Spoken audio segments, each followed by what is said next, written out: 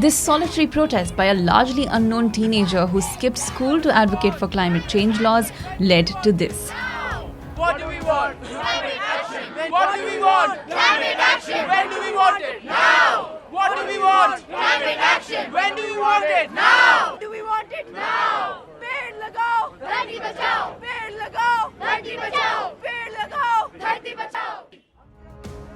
On September 20th, 2019, millions of school children across the planet spilled out to the streets to protest climate change and demand laws to counter the rising global temperatures. All this was sparked off by 16-year-old Greta Thunberg, who began skipping school in 2018, sitting with a black-lettered sign that read, "School Strike for Climate," outside the Swedish parliament in Stockholm. Her advocacy captured the world's attention gradually, and she really got the world to sit up and take notice after her fiery speech at the UN Climate Change Summit. How dare you!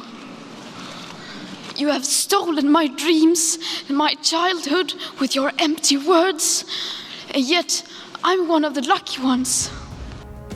She expressed her anger over global lawmakers' empty words and lack of concrete solutions with a cutting "How dare you!" words that echoed much after they were spoken by a visibly moved Greta. She is credited with galvanizing 4 million youth across the world for action on climate change. 20th September 2019 was the global climate strike, the largest climate protest ever. She has inspired the Fridays for Future movement that calls upon school students to demand action from their leaders on the impending climate crisis. Greta Thunberg has come to symbolize the power of youth.